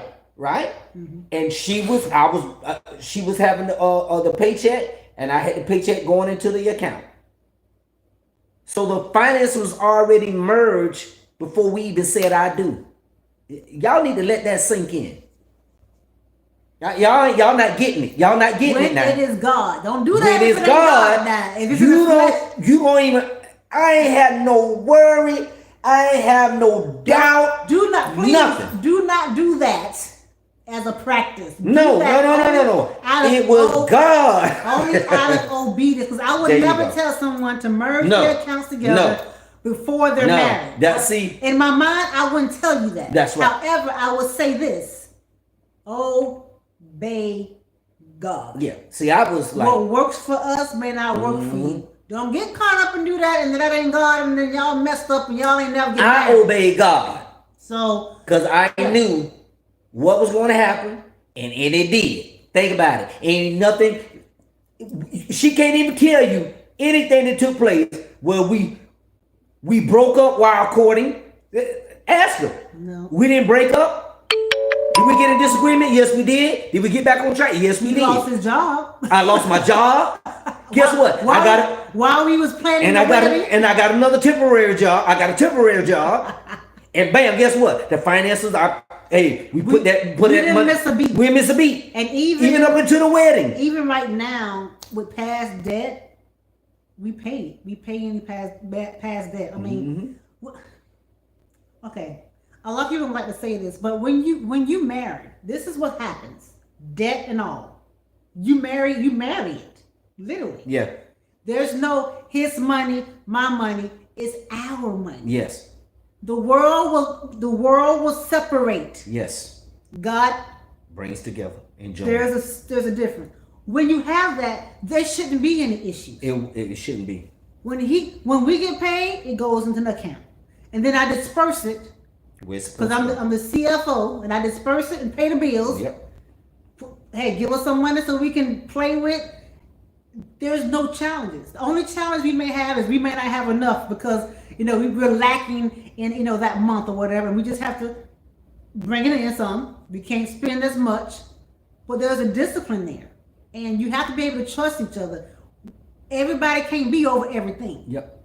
So you have to find out where the strengths are in your marriage and come to an agreement. If you good with money, then you manage the money. If you good with the kids, you just different things. When God puts you together, there's things that you're going to be stronger than your mate, and vice versa. And that's why you're there to help each other and support. So finances should not be an issue unless there's greed, pride, selfishness involved. When those things are involved, you're gonna have financial situations and issues all the time. I mean, we had to even deal with that because I'm not materialistic. He is. I don't have to have a lot of stuff, whatever he does. So we have to balance stuff. I don't have to have it. I just like it sometimes. That's all.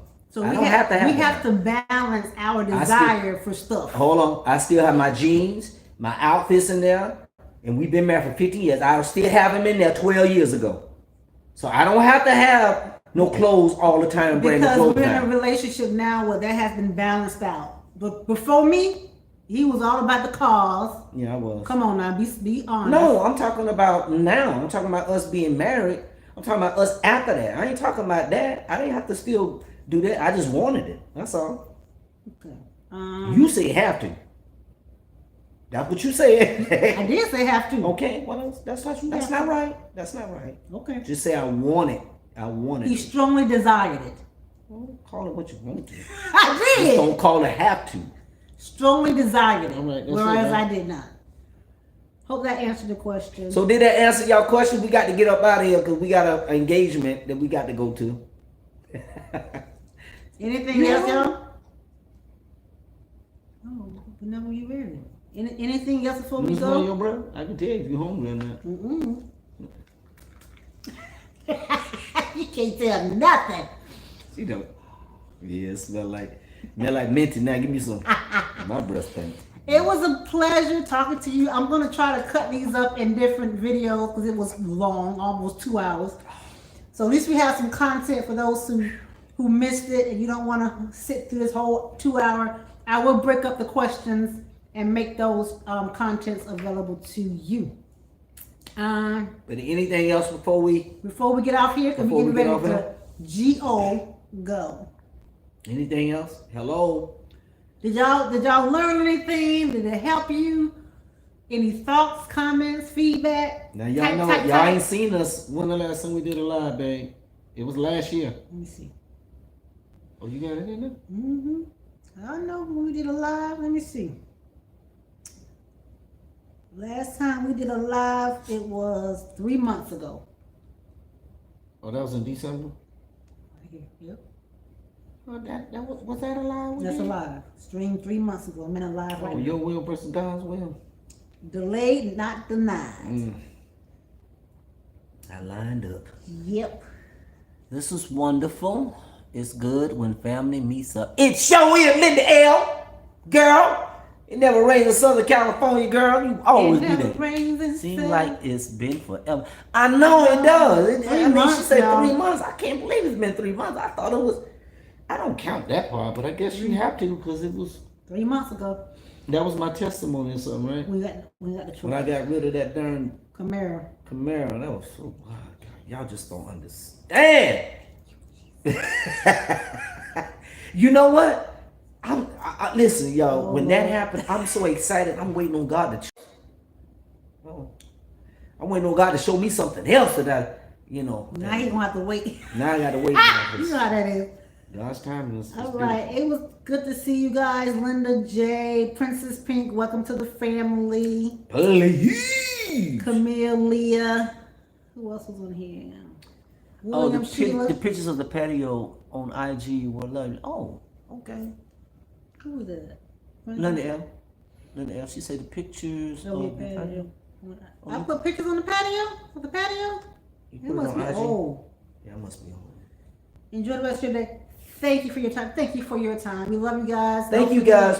We will see you guys very, very soon in more videos. Thank you for taking time out to even your busy schedule to come on here live with us and be a blessing to us. Thank you. Yeah. We appreciate that. And please leave your chats, comments once you see the replay. If you have any more questions, we can do some videos on those. Okay? And we'll be back. Don't know when, but we'll be back. Thank you. She said happy anniversary. Thank you. It's our anniversary. It was our anniversary 2 All right, days all ago. Find that I am on right path. Yes, you are. Yes, you All can right, say it. Princess Pink. Do Good. your thing. All right, Princess Pink. All right, you guys. Love you. Mwah. Peace out. So y'all later. Would you like a lot more? Would you like a lot more shorts? What you mean? Like, would I like to do shorts on YouTube? Let me see. It's hard for us to do She said shorts. something about, was that the It's one that hard said for us to do you shorts need because we somebody talk you too need much. somebody to edit the video? Somebody trying to. Oh, somebody's trying to advertise. yeah. You sure that wasn't them? Would you like a lot more shorts? Are you asking would we do more shorts? I was. Happy anniversary.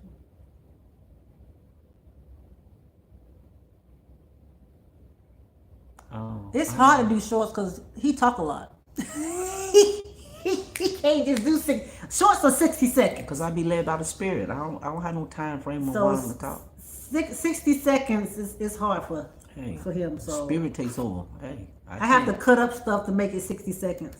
We would like a lot more. Oh, she said that, okay. They said that they would like a lot more More shorts. shorts. Why? Why would you like a lot more shorts? Because it's shorter than an hour.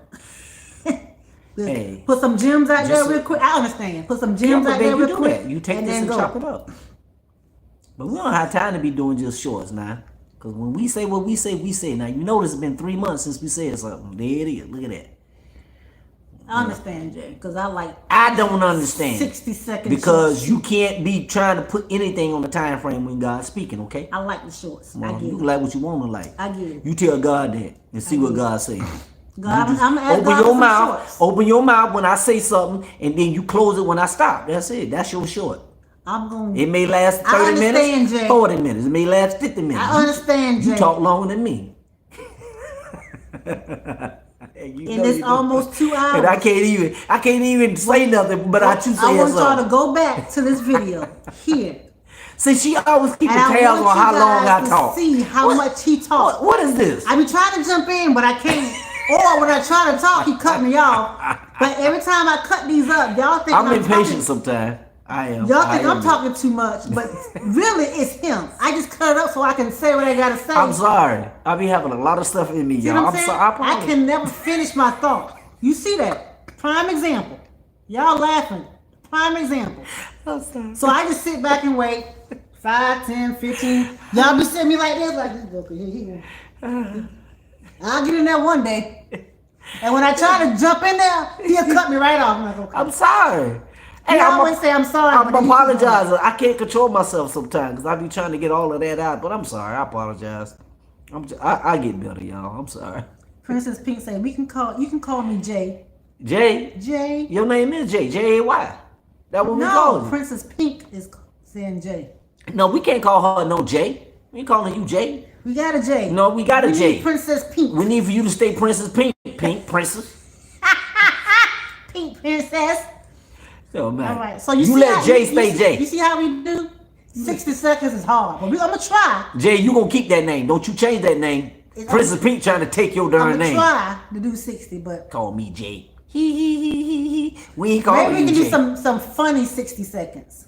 Cause getting down to asking questions and stuff, he can't. He's very long-winded. All right, we love you, you guys. Talk to you I'm later. sorry. Jay All right, laughed y'all. at us. Bye. Bye, y'all. Let me see how I turn this thing off. It's so low, y'all don't know what to do.